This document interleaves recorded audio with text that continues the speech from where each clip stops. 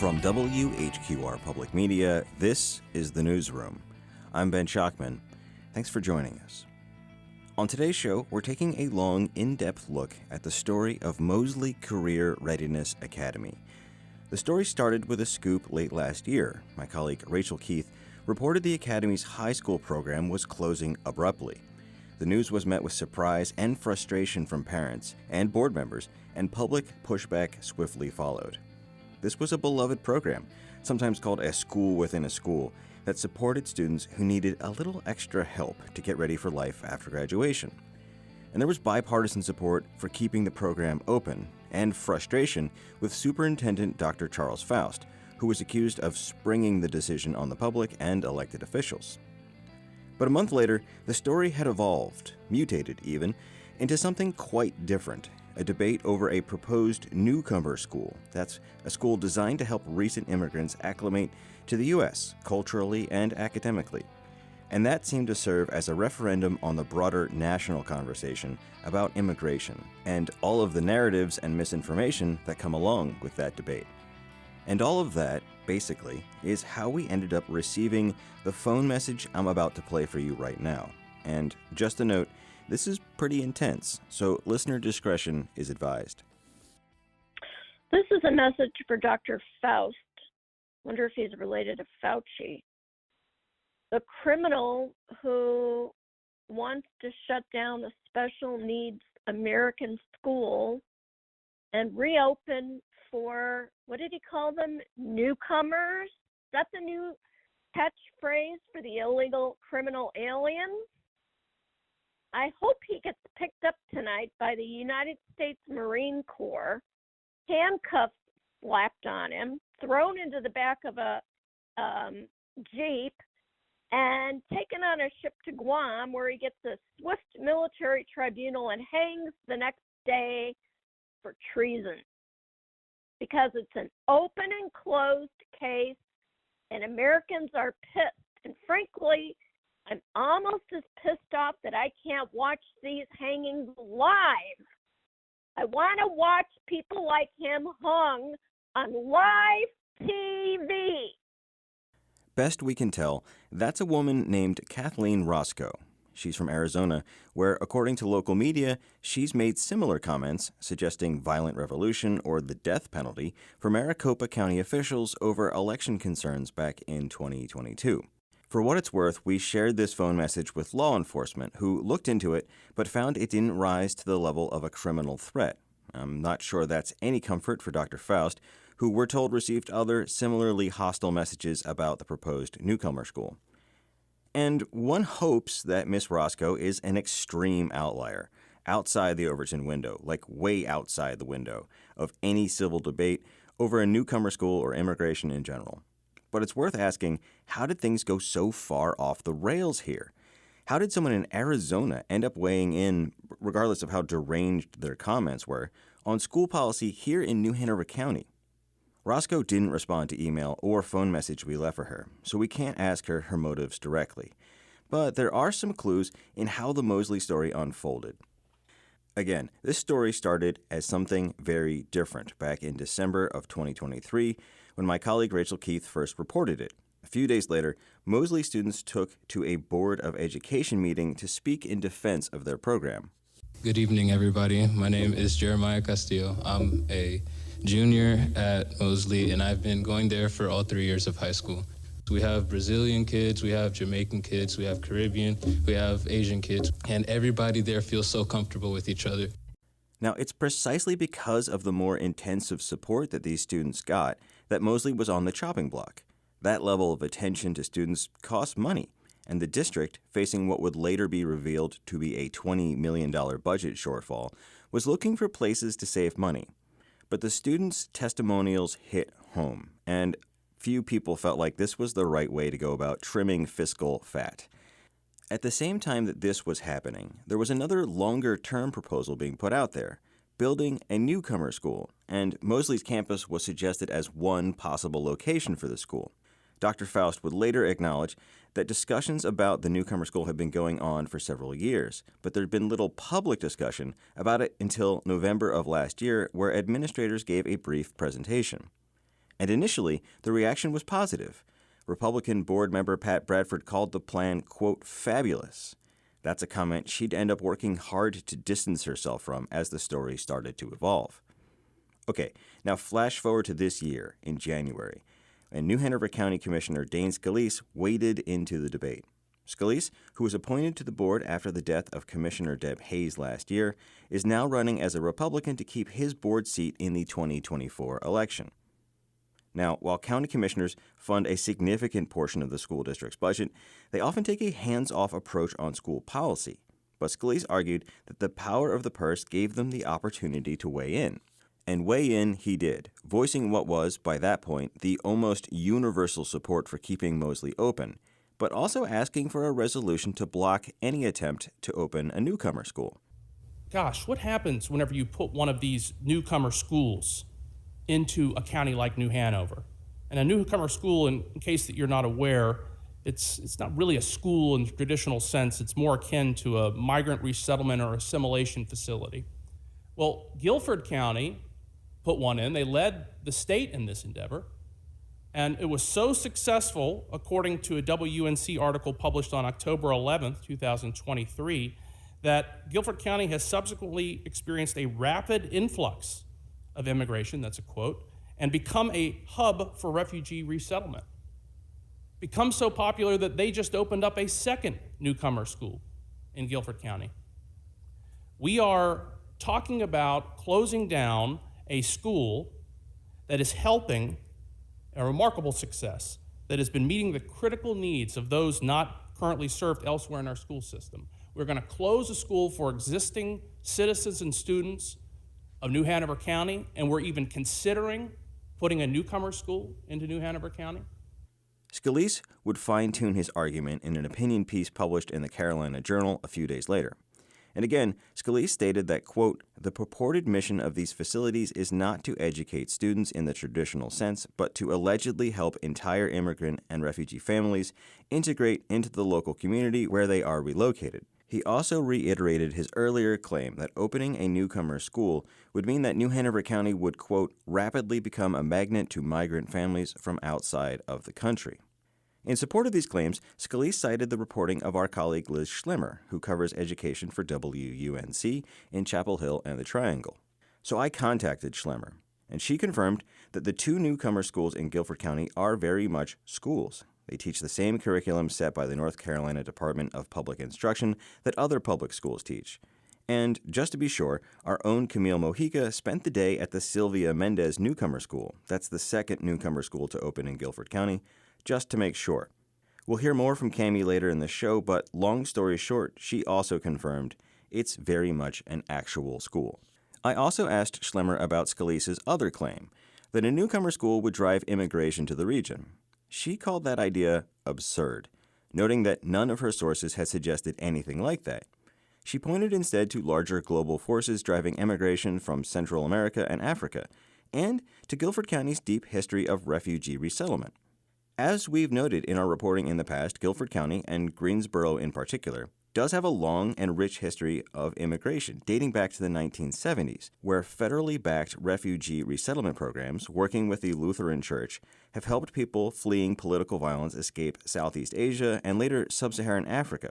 This history of resettlement has created a large immigrant community. There are around 100 different languages spoken there, and it's the most diverse place I've ever been outside of Flushing in Queens, New York. Now, refugees are a special class of immigrant. The process they go through takes years before they even get to the U.S., and once they get here, they're required to get a job. In fact, they have to take the first job offer they get and start paying their way. They're even required to eventually pay the U.S. government back for the airfare into the country. They also get a green card and a social security number and the benefits that go along with that. But the vibrant and diverse community that those refugees have founded in the Greensboro area has been attractive to other immigrants, whether they're asylum seekers, naturalized citizens, or, yes, undocumented migrants. And as we'll discuss with Cami later on the show, that seems like a more plausible explanation for the influx in migrants than the schools. As Schlimmer told me, she'd never heard of anyone leaving their home and moving to the U.S., to Guilford County, just so their kid could spend 1 year in a newcomer school. Because that's all the time immigrant children are allowed to spend at one of these newcomer schools. That's because federal law prohibits basically corralling all of the foreign-born kids in one school for their whole K through 12 educational career. So, bottom line, Scalise seemed to have it wrong on both counts. Now, before writing and recording this show, I reached out to Scalise to ask him if he wanted to add some context or update his opinion, but he politely declined and basically stood his ground. As he did back in January when we first discussed the role Guilford's history had on immigration versus the building of a newcomer school, Scalise said people could come to their own conclusions. As for whether or not a newcomer school is, quote, really a school, we got into it a little bit on X, formerly Twitter. I said that his quote about newcomer schools not being designed to educate students was inaccurate, and he countered that he'd never claimed the schools didn't teach the NCDPI curriculum. And honestly, Twitter, no matter what name it goes by, is a lousy place to have a debate, so we left it there, and I'll leave it here for his comments. But the story didn't end with Scalise's opinion. The day after Scalise put forward his resolution, president of the local Moms for Liberty chapter and Republican school board candidate Natasha Tu stepped into the fray. Tu, who has since won in the primary election, appeared on Steve Bannon's War Room, a podcast with a national audience.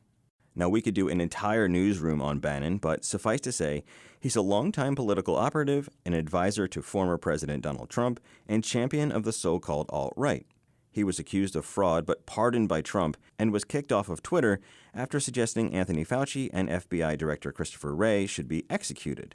And Bannon is, at least in media circles, most famous for his philosophy of, quote, flood the zone with shit. Basically, jam so much misinformation into the media cycle that people can't tell what's true and won't bother to figure it out for themselves. Bannon interviewed Tu about Mosley and the newcomer school, while running B-roll of immigrants crowded at the U.S.-Mexico border in the background. Natasha Tu from New Hanover County in North Carolina, the Tar Heel State, joins us. Ma'am, you're one of the chairman of the Moms for Liberty down there. Tell me about this debacle with the schools down there, what's actually going on with this invasion by these illegal aliens? Thanks, Steve, for having me. Less than 6 weeks ago, I was attending our regular school board meeting, and that's when we learned that the only special needs school, the only high school that is designed to educate our special needs students, was being shut down. And we learned that they were shutting this down to make room for refugees.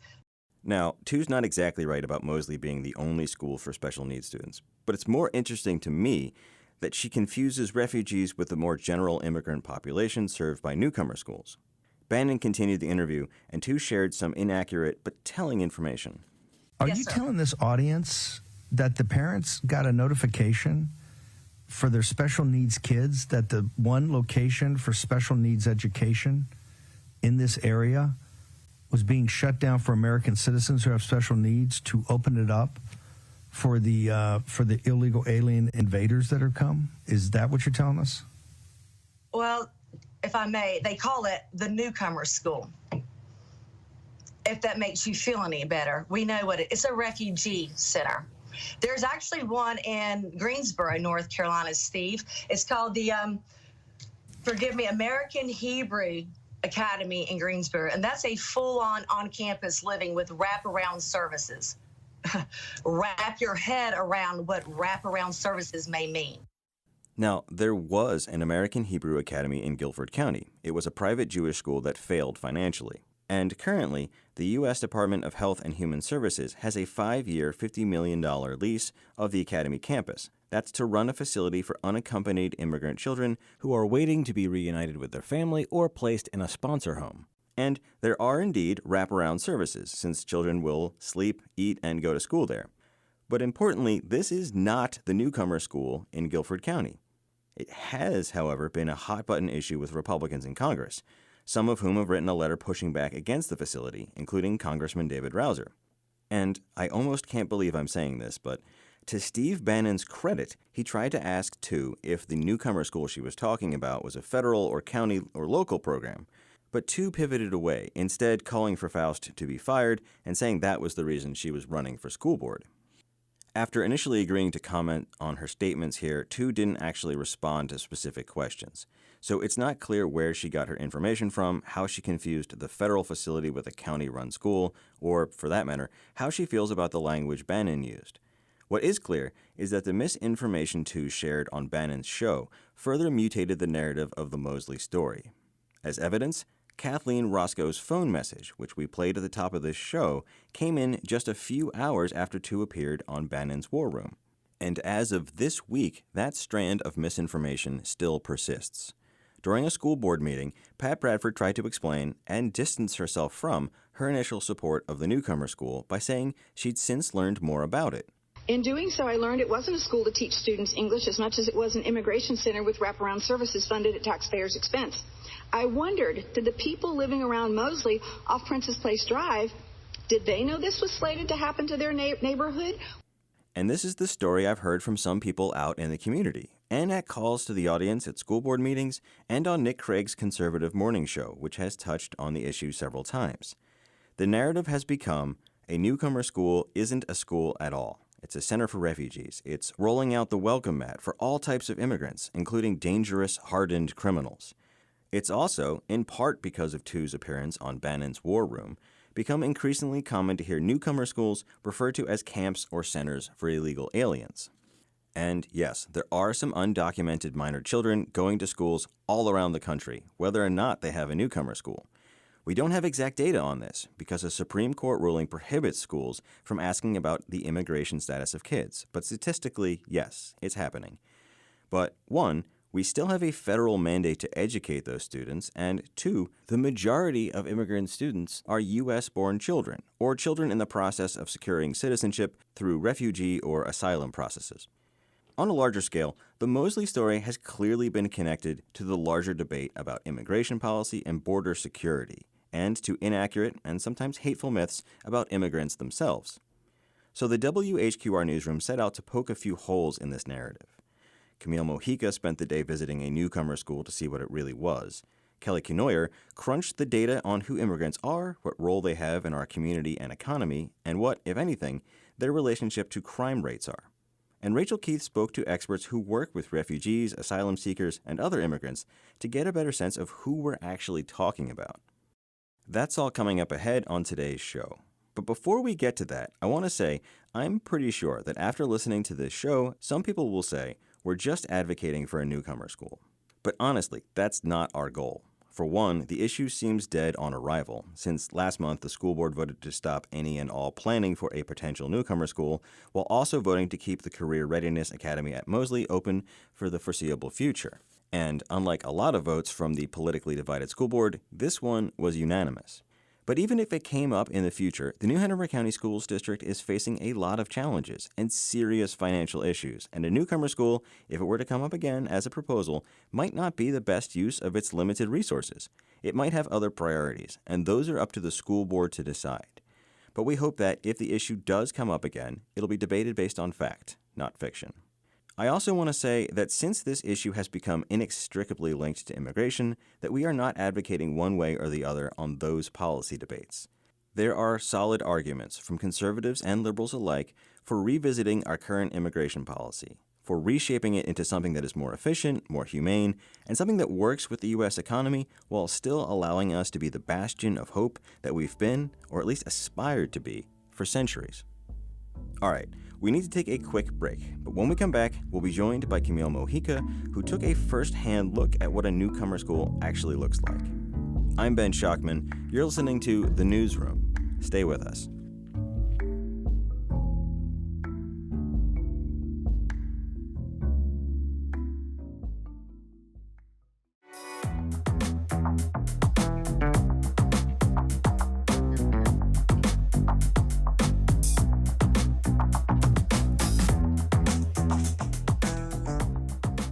Welcome back to The Newsroom. I'm Ben Schockman. Thanks for staying with us. As we discussed earlier on today's show, as the Mosley story evolved, the conversation shifted to the idea of a newcomer school, and some of the criticism of a proposed newcomer school was that it wasn't a school at all. And there was good reporting on newcomer schools in Guilford County by WUNC's Liz Schlemmer, but we really wanted to see for ourselves. So my colleague, Camille Mojica, drove up to High Point in Guilford County to see for herself, and here's some of what she reported back. Morning. Morning. Hi. Christian Walter is the principal of the Sylvia Mendez Newcomer School in High Point. It's Guilford County's second newcomer school, opened last year. I mean, this is a dream for me. That's like, I really fought for this school, like really hard. So this is a dream job for me. The floors are spotted with green, teal, and blue tiles in groups. According to Walter, the colors were chosen because studies have shown that they have a calming effect.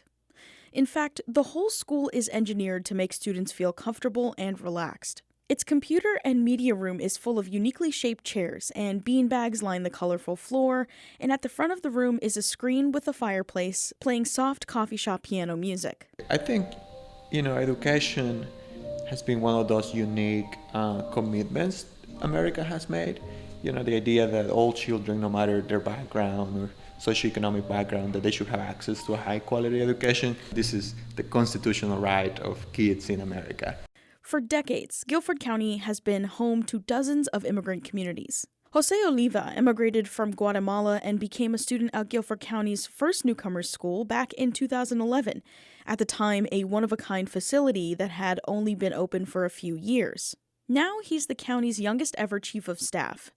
And Oliva calls newcomer schools an investment in future leaders. And when you think about who leads some of the largest Fortune 500 companies, a big number of those CEOs are immigrants.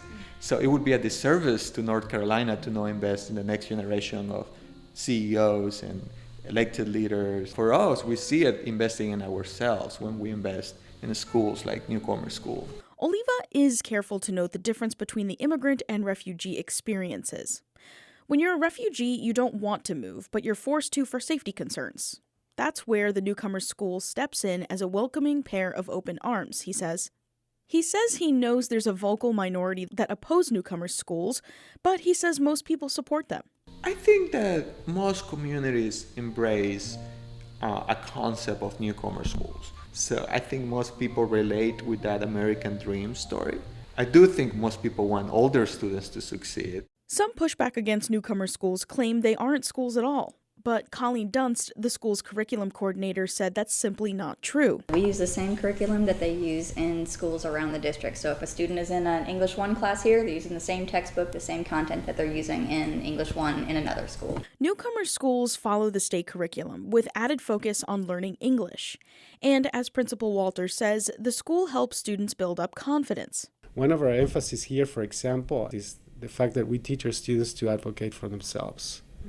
And I think that that's a life skill that you need when you go to a regular school.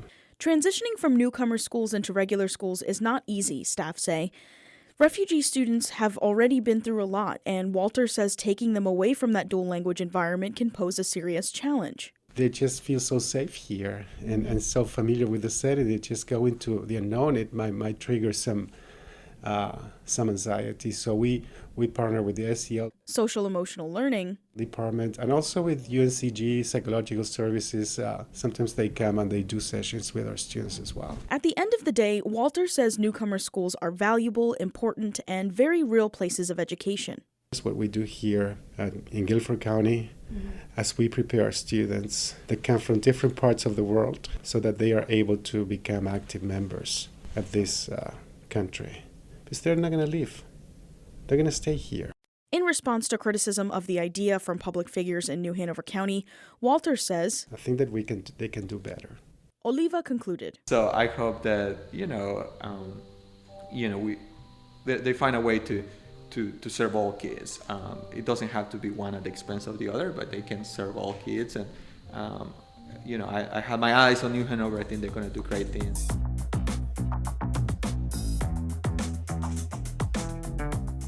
All right, Cami Mojica, thanks for being here. Thank you for having me. Okay, as we heard, you went to the Sylvia Mendez Newcomer School up in Guilford County to find out for yourself what a newcomer school actually is. And this is actually the second school the county has opened, so you went, you saw, what was it like? Well, first, I heard a lot of laughter. I saw a lot of smiling faces from both students and staff. Everyone was very welcoming to us and happy to have us. It's clear Guilford County is proud of their newcomer schools. And right up top, I got to ask, to be clear, this is a school? Because, as we've touched on, some have claimed it is not. Right. I mean, it's very much a school. It looks like a school. It's full of teachers and classrooms. It's a school. It does have a mission to help acclimate students to American culture and education. And there are some extra services provided for students, but that's not at the expense of educating students. They teach the same state curriculum. The one important difference, I would say, is that students can only attend for 1 year before they move to a regular school. Right, because otherwise they'd be running afoul of federal law, which prohibits segregating kids. Exactly. Okay, so when it comes to those kids, how do they end up attending one of these two newcomer schools? Well, it's an opt-in program, so when families move to Guilford County and go to central office to register their kids to attend, they're asked whether or not they want their students to go to a newcomer school. It's K through 12, so they have classes for every age group. Okay, so you were telling me earlier that there are some services the school offers to students. What's going on with this? Yeah, so the school has a food pantry that is fully stocked by the school themselves and from donations from the community.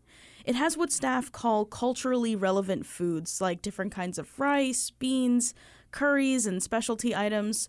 They also have a clothing closet that is also fueled solely by donations from the community. There are washers and dryers so they can wash the donations before they put them out. The school has also built a small clinic that is connected to the building, but it has its own entrance.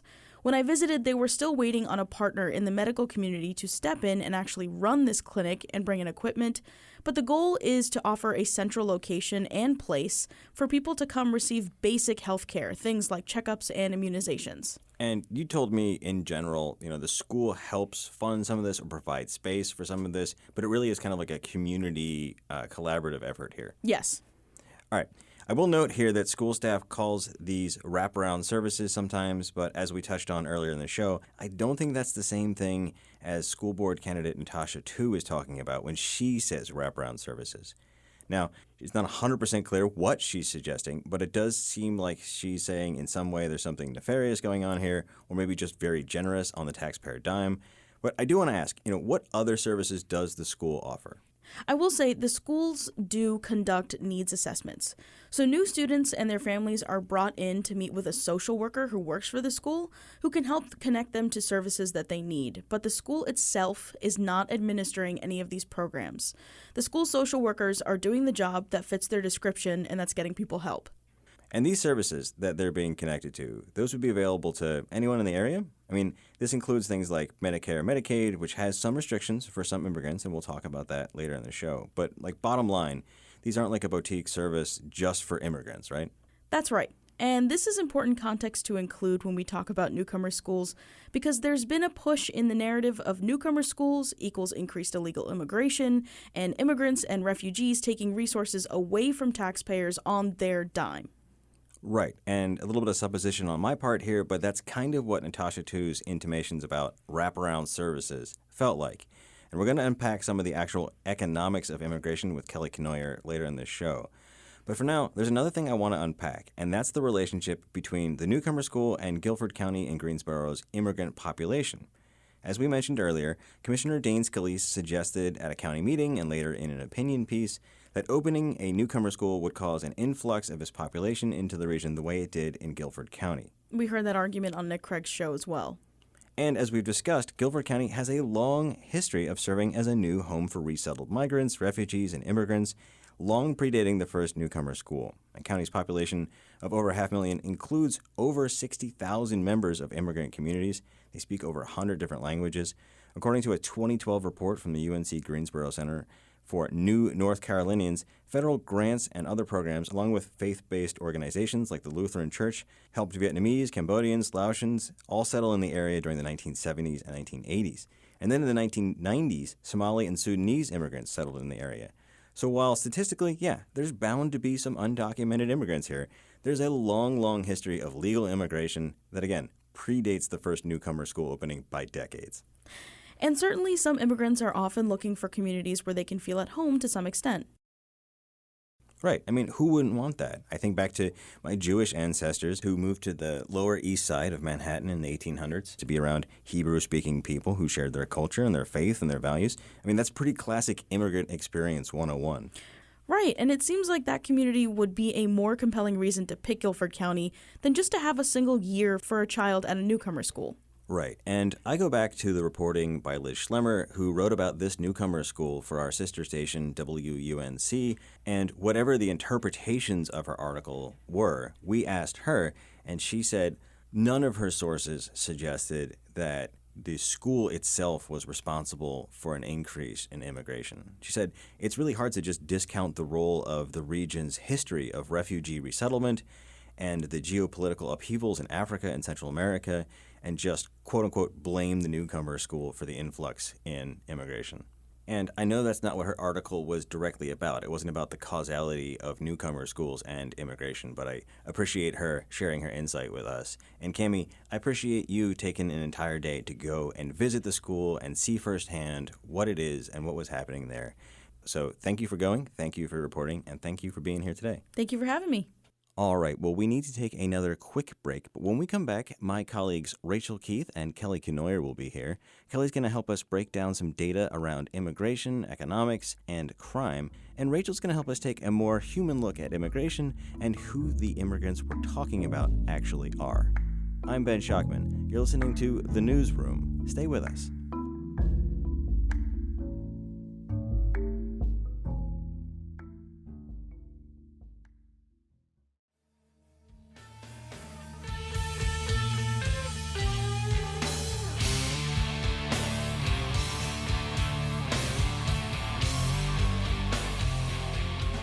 Welcome back to The Newsroom.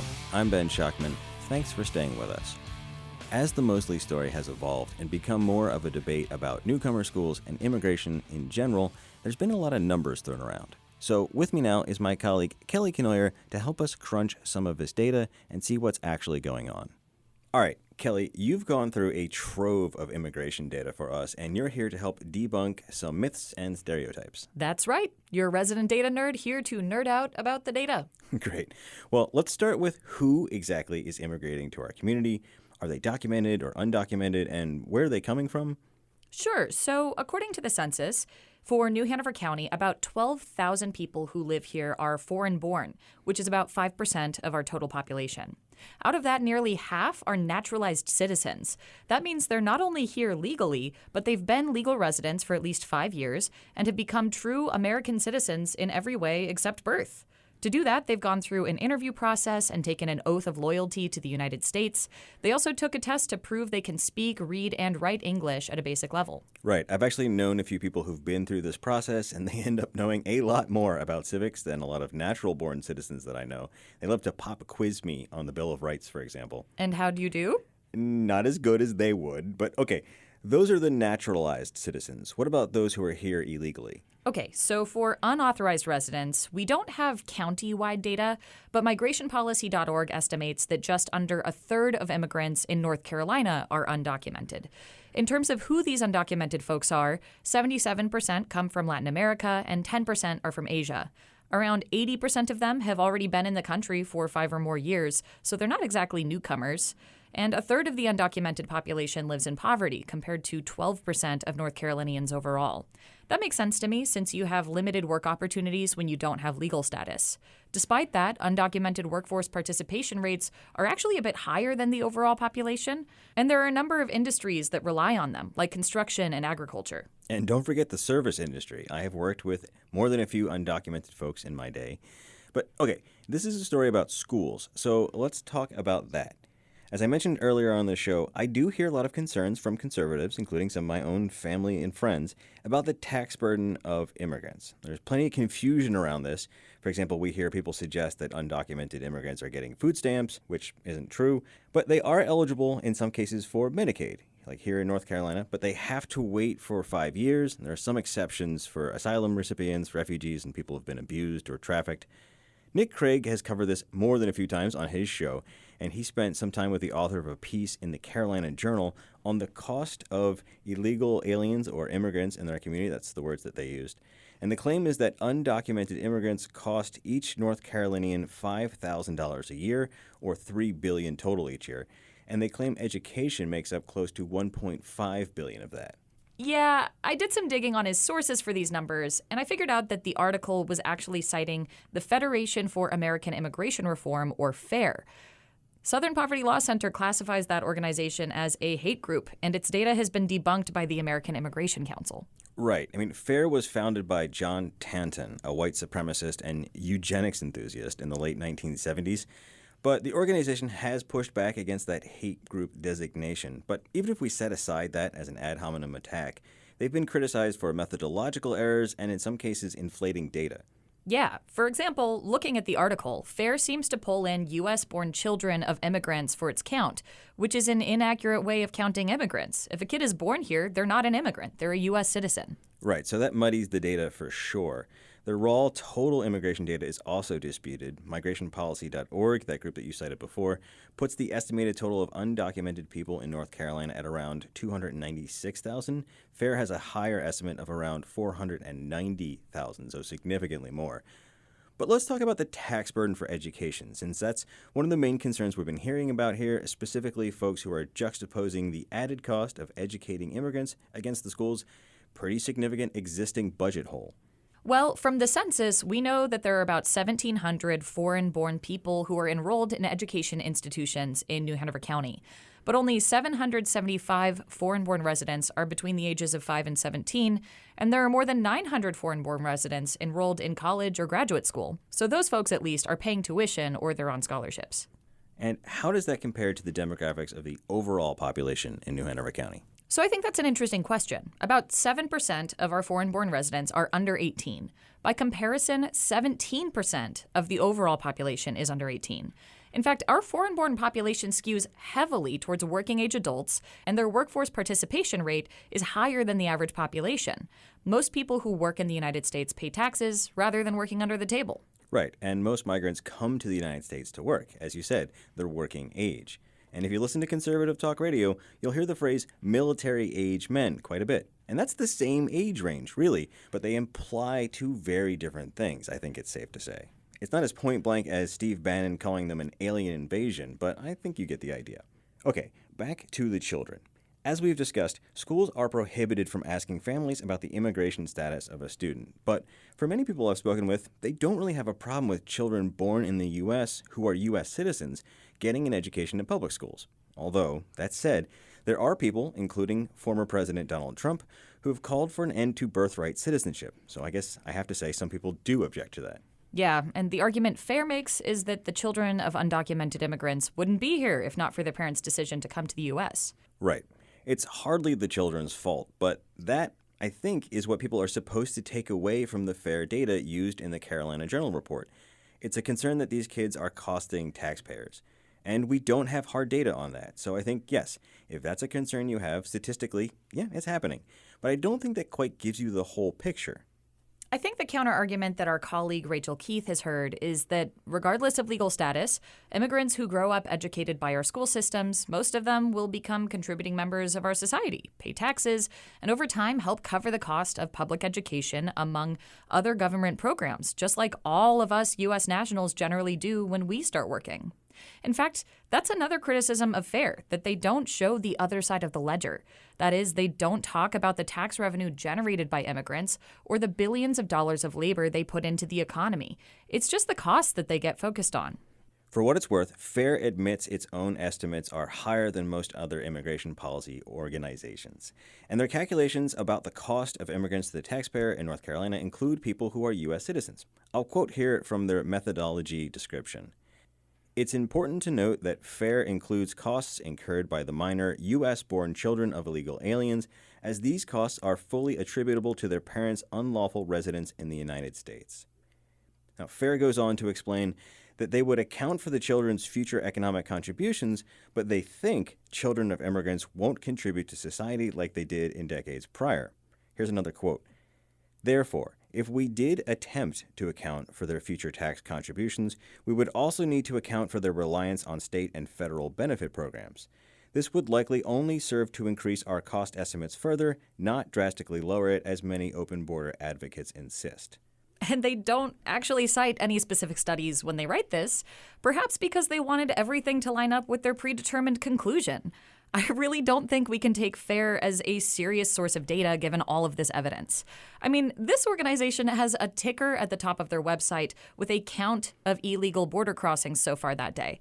And bear with me while I get incredibly deep in the weeds here. Okay. I checked their source code of the website, and they have that counter set to tick up every 11 seconds. That would be accurate for the absolute peak month of border crossings we've ever had in the United States, which was December of last year. We saw 250,000 border crossings that month. But crossings dropped by half since then. And a more accurate counter based on the latest numbers would have it tick up every 20 seconds or so.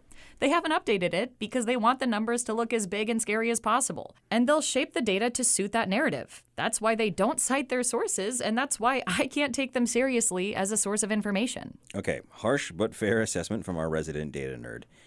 Moving on, I want to get into another data set, and that's the relationship between immigration status and criminal behavior. Yeah, so I think it's a major stereotype that people who are here unlawfully commit all kinds of other crimes too. But the data doesn't bear that out. According to the libertarian think tank Cato Institute, illegal immigrants have a lower homicide conviction rate than U.S. citizens. And legal immigrants are even lower. Unlike FAIR, Cato was really transparent about where they got this data, from the Texas Department of Public Safety. So this data is just for Texas, but given that state's high rate of both legal and illegal immigration, I think it's a good case study. Overall, the author at the Cato Institute found that the illegal immigrant homicide conviction rate is 15% below that for native-born residents. And it's not just for homicide. A study from Stanford found that since the 1960s, immigrants are 60% less likely to be incarcerated than U.S.-born people. And I can say, just anecdotally, having worked with a lot of undocumented people, they are incredibly cautious, like hesitant to go out for a drive with a busted taillight. Yeah, and data cited by NPR shows there's no correlation between more undocumented immigrants and more crime. I think there's often a political message that everyone who crosses the border unlawfully is part of a cartel or something, but that is truly not the case. Right. We've heard plenty of conservative pundits, including Nick Craig, describe a daily occurrence of violent crime committed by people in the country illegally. And in case you think I'm exaggerating those claims, here's Craig from a show he did last week where he spent almost a half an hour talking about Rachel Keith's reporting on Mosley, a newcomer school, and immigrants in New Hanover County. I don't disagree with the idea, the concept of people coming to the United States to try and make a better life for themselves. But unfortunately, what we are seeing right now is not that, ladies and gentlemen.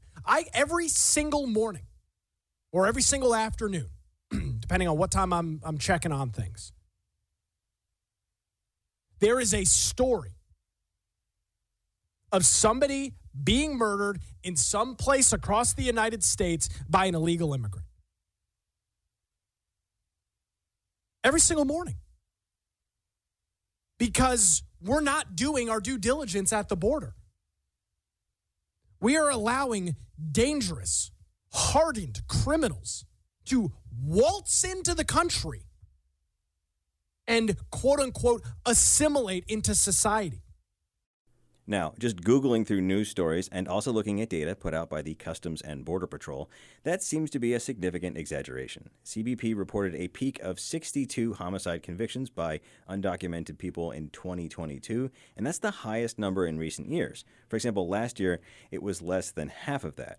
So, not daily. But even a few a month is still, no doubt, enough to make a politicized point on the right. All that said, I don't think any case has recently been as heavily politicized as the murder of Laken Riley. Yeah, she's the nursing student from Georgia that President Biden spoke about in his State of the Union in response to chants from Republicans to, quote, say her name. It doesn't get any more political than that. Right. She was allegedly killed by a man from Venezuela who is here in the United States illegally. And while Riley's father, who does support former President Trump, has gone on record saying he's unhappy with how his daughter's death has been politicized, she has become a posthumous lightning rod for the debate on immigration policy. And look, I can say, I actually agree with the Cato Institute when they argue that no one who has been the victim of a violent crime or whose loved one or friend has been the victim of a violent crime committed by someone in the country illegally is going to be cheered up by the data that we're crunching right here. I'm sure people in Riley's family and circle of friends cannot avoid playing what if. What if her killer had been stopped, deported, or never allowed in at all? It's a deeply emotional and completely understandable response. But if you look at the data, you are far more likely to be assaulted or killed by a legal U.S. citizen, most likely by someone you know, not by a stranger from some faraway country. Right. And from the data, we can say the chances that the immigrant in line with you at the grocery store is a hardened criminal is incredibly unlikely. So bottom line, we're not telling people how to feel about the debate over immigration reform, but we hope that people at least have some solid data to help form those opinions. And we will have links to those sources for the data we used in the show notes. All right, Kelly Kenoyer, thanks for being here and helping us get a handle on this data. Thanks for having me.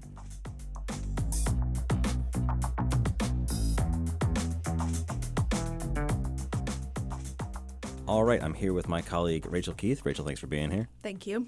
So we've talked a lot about some of the myths and misinformation about immigrants and refugees and migrants. We've crunched some numbers. But before we end today's show, I want to get a better, more human understanding of who are we actually talking about at a more direct level than just here are some percentages and numbers. And you spoke with a number of people who are involved with refugee resettlement or immigration in a number of different ways. And first amongst those was Dr. Amanda Boomershine. Just give us a little bit of a pocket bio for her and how she works with this community. Yeah, she's a UNCW associate professor in the Department of World Languages and Cultures. She also works with UNCW's Latino Alliance, and she's also a member of the New Hanover County Hispanic Latino Commission. And she does volunteer at the Church of World Services Wilmington, who help to resettle refugees here. And she was telling me that migrants who come to this community and potentially their parents were immigrants, but they were born here. I mean, this community is very rich and they are in all types of professions here in the county. And so she's talking about what kind of jobs they're doing here to dispel they're not working in one specific job or the other. They're building our homes. They're repairing our homes. They're cooking the food in our restaurants that we go to. They're washing the dishes. They're caring for our children. They're cleaning our homes. They're also professionals. They're dentists. They're attorneys. They're physicians. They're teachers. They're professors. So I think that speaks to some of the stereotyping that we hear about the lines of people waiting for construction work at Home Depot in the morning or stuff like that. Like, yes, that is part of the picture and the data backs that up, but it is far from the whole picture. I think another thing that Amanda spoke to you about was about the motives. What would motivate someone to leave their home country, their native culture, their family, any sense of, stability and history? So she spoke to that, and here she's talking about that issue. No one chooses to come to the U.S. and leave behind everything for fun. So everyone that is here because they really could not live or support their children, feed their children, educate their children where they were living. And I think that's something that we really need to think about. And that's what we've discussed on this show, is that people are coming here for a purpose, to work, to preserve their families, to live healthier lives. It's not some nefarious reason that drive most people. Right. This is not the great replacement. This is not an alien invasion for the purpose of destabilizing our American white Christian democracy. That's not what we're talking about. I also want to get into some of what Wes Magruder told you. And he's the director of the Church World Services in Wilmington, where Amanda Boomershine volunteers. And he has experience with refugees. And as we've unpacked on this show, there's a Venn diagram of immigration, migration, and refugees. But he works specifically with people who are being resettled as part of federal refugee programs. Yes, and this is relatively new. There was a prior nonprofit here, but this specific one has only been in operation for a couple of years. And last year, they resettled 109 people, and half of those were children. And this year, they're allowed to support 180 people. And he's talking about they are one of the most highly vetted people in this country, that oftentimes for refugees to come to this country, it takes anywhere from 7 to 20 years for them to get a green card, a social security number, and they have to work. And they do come with really difficult circumstances because they've fled violence. They've lived, again, in these refugee camps for years on end because their livelihoods were threatened. So in this particular case, he's talking about the Rohingya Muslims from Myanmar that are here now and some of their really difficult stories that they share with him. And some of those people have been in the camps for closer to 20 years. every family that comes has a different story. They're all equally heartbreaking, and they're all equally challenging. Length of time in a camp, or, I see their bio data, and, a high percentage have been tortured, So I don't know their individual stories exactly. They're grateful to be here. And one of the things that you noted in your reporting, which we'll have links to on the show page, is that this is literally not a free ride. I mean, down to reimbursing the United States government for the airfare from their country of origin. And so I think a lot of the myths that they are, somehow a leech on public resources is given the lie by that reporting. I also think it's worth noting that we do see these long delays. This is not a quick and easy process. The vetting process, as you note, takes a long time. We are just now going to start to see the beginning of the process of people leaving Ukraine. And I imagine in 4 or 5 years from now, we'll be talking about refugees from Haiti, which is experiencing extreme political violence right now. Yeah, and he said the majority of the families here in New Hanover County, they come right now from Syria and the Democratic Republic of Congo. He's also seeing an increasing number of Afghans. We're also seeing an increase in refugees from Latin American countries, for example, Nicaragua, Honduras, Guatemala, and Venezuela. So they're a very diverse community. And like we said, they have to work. They have to take the first job that they're offered. And Magruder said that they get an X amount that they can resettle each year. And so basically they have 9 months to get off their feet, and then they have to focus on the next group that's coming in. And he said the first group, he was excited because one of the families finally got enough money to earn their first car. So they have the celebrations of working hard and contributing to this community. I want to pull back the camera a little bit and talk more about the broader category of people who are coming to this country. And Dr. Andres Afanador, he kind of spoke to sort of the underlying level of xenophobia about people who are coming to the United States who don't look like them. And he is the vice chair of the New Hanover County Hispanic and Latino Commission, and he is a son of immigrant parents. And they don't understand why they're coming here, and they're perceived as scary. The perception is that they're coming to take my job, or they're members of gangs, or they are criminals. But the truth is the vast majority are good people who are here to make a better life for themselves. Part of this conversation is we see these tropes in the comments, we hear it referenced in the call to the audience, and we see it in the public discourse in general, as again, this idea that immigrants are stealing public resources or somehow getting federal benefits or food stamps or EBT cards, stuff that Kelly and I helped debunk a little bit. But it's not just that they're not a leech on the public purse, it's actually part of our economy. Yes, that's right. And he said as a physician, he looks at data, and the data is just not convincing to him to say that immigrants or migrants aren't contributing, again, economically to North Carolina and to New Hanover County. Right now, there's pretty abundant evidence that they're contributing to the economy. They're spending millions of dollars and billions of dollars in North Carolina. And so this is a good thing for us. That kind of leads to the labor force. So if we can get people who are here on guest visas who are working, they contribute to our economy, right? Doing hard labor and doing physical labor that generates billions of dollars, whether it's in agriculture or construction. So recently, the Department of Commerce for North Carolina last March published a data set about foreign-born share of industry workers, and in construction, they constitute 30% of that workforce. And for agriculture, forestry, fishing, and hunting, it's close to 24%. So they are contributing a lot working in these industries. I want to take this conversation now back to where we started, which is in the schools. And one of, I think, the underlying issues here is this concern that there are people who have immigrated illegally to the United States, that there are, quote-unquote, illegal immigrants, illegal aliens here in our schools. And we do have some nationwide data that Kelly and I talked about a little bit, but it's hard to get granular at the district level. And that's because we have a federal obligation to give an education, to provide an education for students regardless of their immigration status. And you spoke to Dr. Eleni Papamahil about this issue.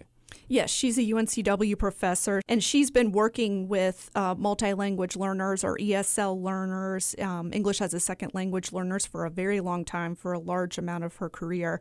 And she described a federal court case that was decided in the 1970s, and it's called Plyler versus Doe, that schools cannot ask about immigration status technically.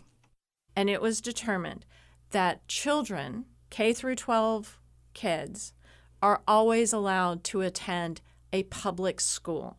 They can't be charged any money, any extra fees, and schools are not allowed to ask their documentation status.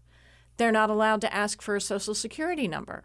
We get a profile, but there are some limitations as to what do we talk to the family about. And they basically get this profile, she said, through when they sign up for school. Do you speak something outside of English in the home? And that kind of triggers like how they can help these students, and they might need services so that they can understand what is being expected of them in terms of their education and their students' education.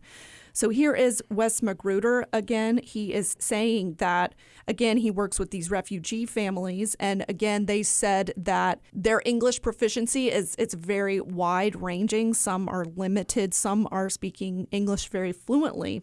But he's saying that the school system in New Hanover County and all school systems should provide something called a language line, so teachers can call this line and be connected to someone who speaks that language and can translate school directions or homework assignments.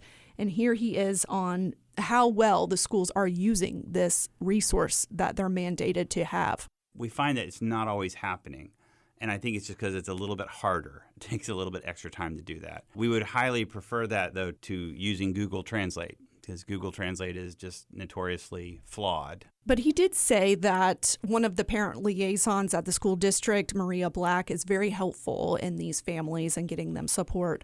But the teachers, we've talked about this on several newsroom episodes, they are dealing with a lot of different issues, and they are supposed to use this, but it sounds like it's not being taken up all the time. So I want to talk a little bit more about some of the other challenges the school district faces with people who may be new to the country or may be coming from a family that's new to the country.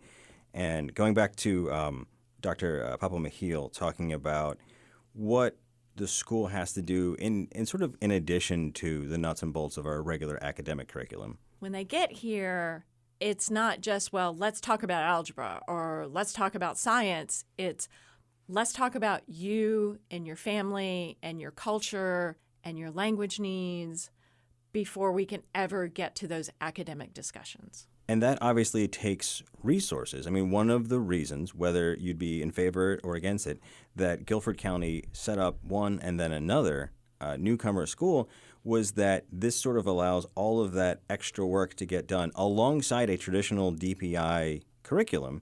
But that is where you put all your resources for getting people up to speed. The problem is when you don't have something like that, it means more challenges in the classroom, and those challenges can get compounded by the level of strain that school's already under. Yes, and they've talked about many times, and educators talk about this, the Maslow hierarchy of needs. You know, are there immediate needs being taken care of so that they can learn, so they can do higher cognitive tasks? And she's also saying, like, can you imagine if you were a refugee student from the Democratic Republic of Congo and one of the parents is still in the camp, and how would you deal with that on a regular basis? And some of these students go through that. It's a cultural acclimation that they have to go through in order to, okay, I'm ready to do my algebra assignment. It's just, again, acclimating to your surroundings so that you feel safe enough to start learning. And as we heard from Dr. Papa-Michiel, that can be difficult when you're in a school that is already strained by, say, a large number of low-income students or Title I. It's a Title I school, a lot of free and reduced lunch students.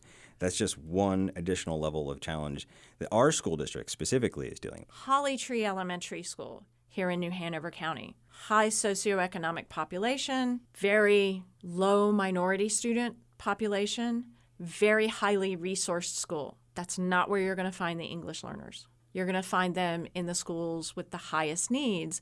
So already this teacher has an entire classroom of high need students, native English speaking students, and English learners. And so it's almost like we're piling high need upon high need upon high need. And it's really difficult. It's a challenge.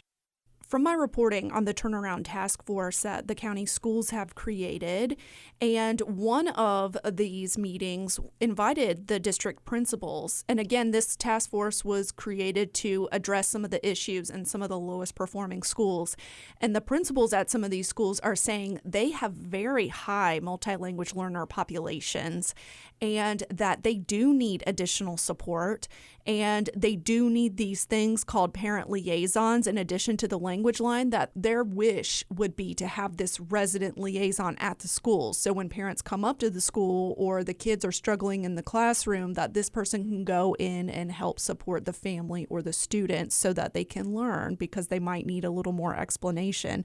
And as Dr. Papa Mahil has said, that teachers, general education teachers, they have so many things on their plate. So if one person could be there to help with that, that would be ideal. And then we've also learned that New Hanover County reflects what the state population is about 10% to 11% of that student population are multilanguage learners.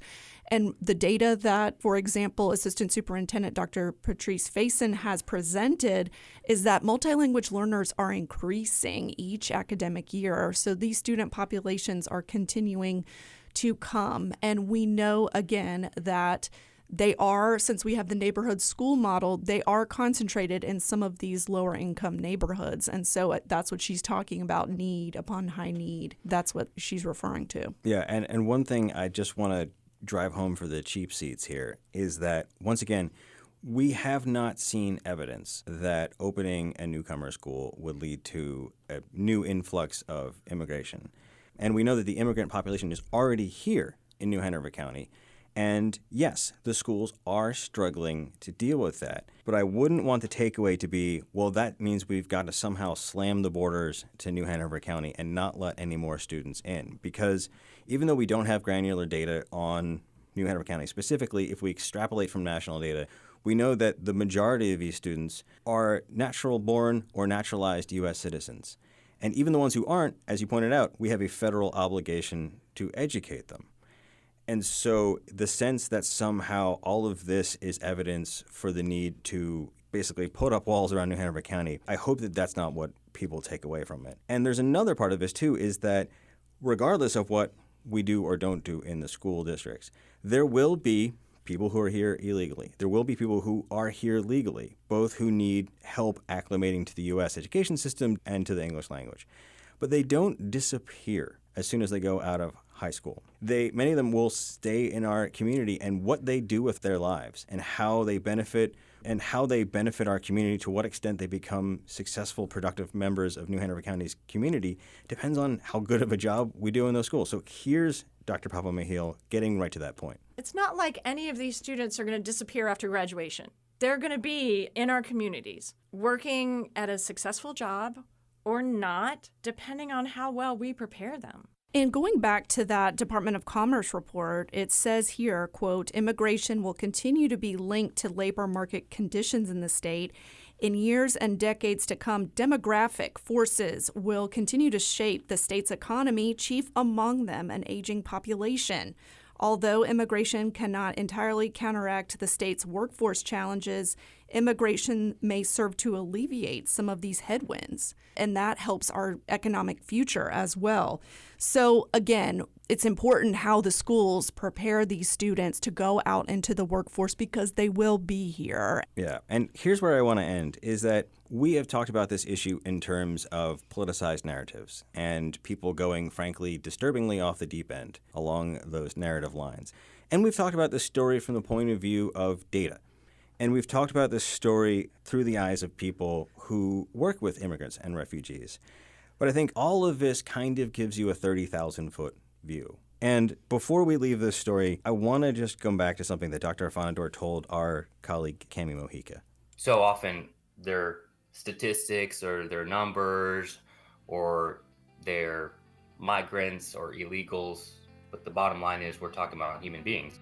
So If there's any takeaway you take from today's show, whether you agree or disagree with how we've parsed the narratives or the data, I hope people remember that. Rachel Keith, thank you so much for being here. Thank you. All right, well, that's all the time we have for this edition of The Newsroom. Thanks to my colleagues Kelly Kenoyer, Rachel Keith, and Camille Mojica for their help with this show. Thanks also to the WHQR technical team, Ken Campbell and Mark Breedy.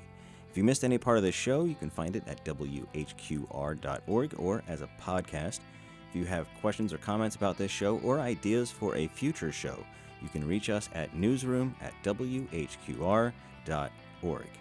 I'm Ben Schachman. Thanks for listening, and I hope you'll join us for the next edition of The Newsroom.